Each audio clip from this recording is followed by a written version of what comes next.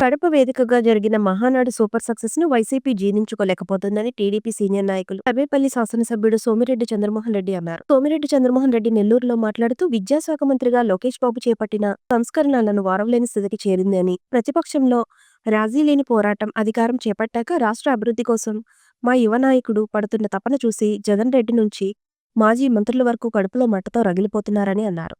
మహానాడులో రాష్ట్ర భవిష్యత్ కోసం లోకేష్ బాబు 6 సూత్రాలను ప్రతిపాదిస్తే వైసీపీ మాత్రం తమ డీఎన్ఏలోని క్రిమినల్ కాన్స్పిరసీ ఐడియాలజీని ఆవిష్కరించిందని అన్నారు. సోమిరెడ్డి వైసీపీ ఆవిష్కరించిన ఆ 4 అంశాలను ఈ రోజు మీ ముందుకు తెస్తున్నా అని అన్నారు. ఇబ్రహీంపట్నంలో మాజీ మంత్రి జోగి రమేష్ కుమారుడి వివాహ రిసెప్షన్ వేదిక వద్ద వైసీపీ శ్రేణుల ఆగడాలు మరీ శృతిమించాయని, ఓ చిన్నారిని తీసుకెళ్తున్న సైకిల్లో లాక్కొని గాల్లోకి ఎగరేశారని చంద్రమోహన్ రెడ్డి అన్నారు. ఆ చిన్నారి తన సైకిల్ ఇచ్చేయని ఏడుస్తూ వేడుకుంటున్నా కాళ్లతో తొక్కి పైశాచిక ఆనందం పొందారని అన్నారు. తెనాలిలో రౌడీ షీటర్లు గంజాయి బ్యాచ్ సభ్యులని 3కి పోలీస్ ట్రీట్మెంట్ ఇస్తే వాళ్లను జగన్ రెడ్డి పరామర్శించాడట అని అన్నారు. ఆ 3 క్రిమినల్ హిస్టరీ చూస్తే ఒక్కొక్కరిపై 9 కేసులున్నాయని అన్నారు. 10వ తరగతి పరీక్షాపత్రాల రివల్యూషన్ అంశాన్ని కూడా వైసీపీ రాద్ధాంతం చేస్తుందని, ఈ ఏడాది మొత్తం మూల్యాంకనం జరిగిన స్క్రిప్టుల్లో వ్యత్యాసం గమనిస్తే కేవలం 0.006% మాత్రమే అని, వైసీపీ లక్షలాది మంది విద్యార్థుల మనసుల్లో అనుమానాలు రేకెత్తించేలా వ్యవహరిస్తుందని అన్నారు. బ్లూ మీడియాతో వైసీపీ పేటీఎం బ్యాచ్ ఈ రాష్ట్రం నాశనమైపోవాలని కోరుకుంటుందని అన్నారు. రాష్ట్రంలో ఏ వ్యవస్థ బాగుపడకూడదని వారు ఆశపడుతున్నారని అన్నారు. ప్రజలు అన్యాయానికి గురైపోవాలి, రాష్ట్రం అధోగతి పాలవ్వాలి, వైసీపీ అధికారంలోకి రావాలనే లక్ష్యంతోనే బ్లూ మీడియా పత్రికల్లో వార్తలుంటున్నాయి అని అన్నారు. ఇలాంటి దుర్మార్గపు ఆలోచనలు ఒక రాజకీయ పార్టీకి ముఖ్యమంత్రిగా పనిచేసిన వ్యక్తికి వస్తుండటం చాలా దురదృష్టకరమని అన్నారు. సోమిరెడ్డి ప్రజలు వైసీపీ అరాచకాలను గమనించే ఏడాది క్రితం సైకిల్తోనే కొట్టి 11 సీట్లకు పరిమితం చేశారని, ప్రజలు చీకొట్టినా ఇంకా బుద్ధి రాదా అని అన్నారు. అధికారాన్ని అడ్డుపెట్టుకుని చేసిన స్కాములన్నీ ఒక్కొక్కటిగా బయటపడుతున్నా సిగ్గులేదా అని ప్రశ్నించారు. సోమిరెడ్డి వైసీపీ హయాంలో చేసిన పాపాలు ఒకటా రెండా, భగవంతుడు అన్నీ చూస్తున్నాడు, అనుభవించక తప్పదని అన్నారు చంద్రమోహన్ రెడ్డి. మొన్న కడప వేదికగా తెలుగుదేశం పార్టీ మహానాడు సందర్భంగా సిద్ధాంతాలను ఆవిష్కరించాం. ఈరోజు వైసీపీ డిఎన్ఏలో ఉండే క్రిమినల్ కాన్స్పిరసీ ఐడియాలజీ ఒక 4 ఇన్సిడెంట్స్లు వాళ్ళు ఆవిష్కరించారు. ఒక్కొక్కటి చూస్తుంటే ఒక పిల్లోడి సైకిల్ మాజీ మంత్రి జోగి రమేష్ కుమారుడి వివాహ వేదిక ఇబ్రహీంపట్నం, చిన్నపిల్లోడు సైకిల్ వేసుకొని పోతున్నాడు. వాడిని ఆపి ఆ సైకిల్ తీసి ఆ పెళ్లికి వచ్చినవాడు గాలిలో తిప్పి వాడు వేడుకుంటున్నా ఏడుస్తున్నా కిందేసి కొట్టి కాళ్ళతో తొక్కి దాన్ని వైరల్ చేయటం.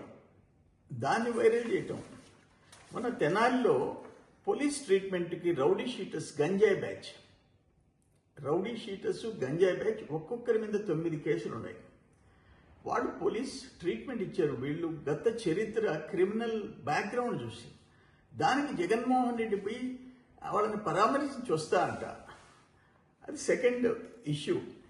3వ ఇన్సిడెంటు తిరుమల క్యూ లైన్లో కాకినాడ వైసీపీ నేత అచ్చారావు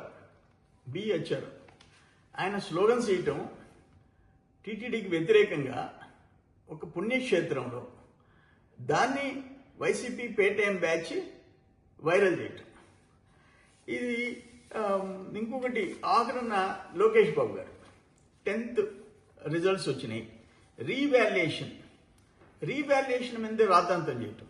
18% దాంట్లో ఆ స్క్రిప్ట్లకు సంబంధించి మార్కులు వచ్చినాయి. 18%. దాన్ని జగన్మోహన్ రెడ్డి స్టేట్మెంట్ ఏంది, వైసీపీ సోషల్ మీడియాలో వైరల్ చేయటం ఏంటి నెగిటివ్గా? నేను అడుగుతుండా, మీ టైంలో 2022లో 41,694 దరఖాస్తులు వస్తే రీవాల్యుయేషన్కి 8,235 స్క్రిప్ట్లు 20% వచ్చింది.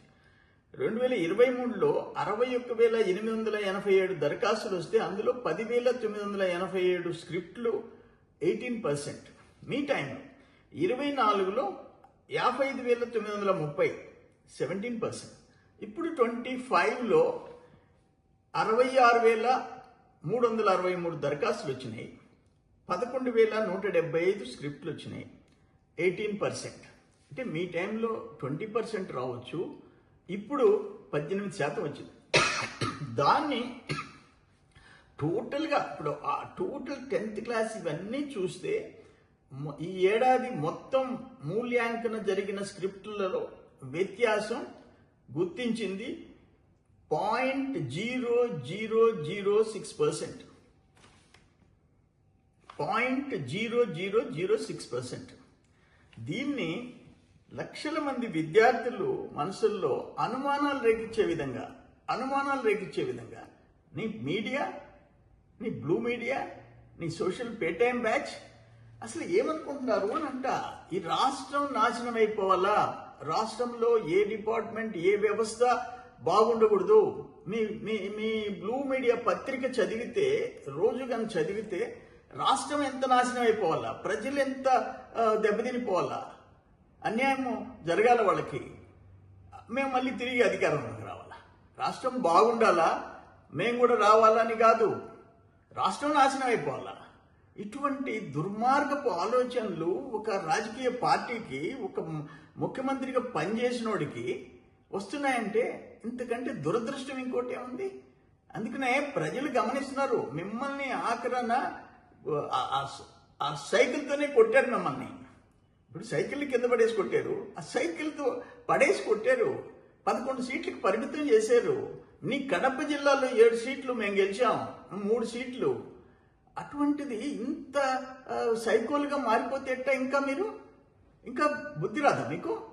ఎంతమంది తప్పులు చేసిన వాళ్ళు రుజువైపోతుంది.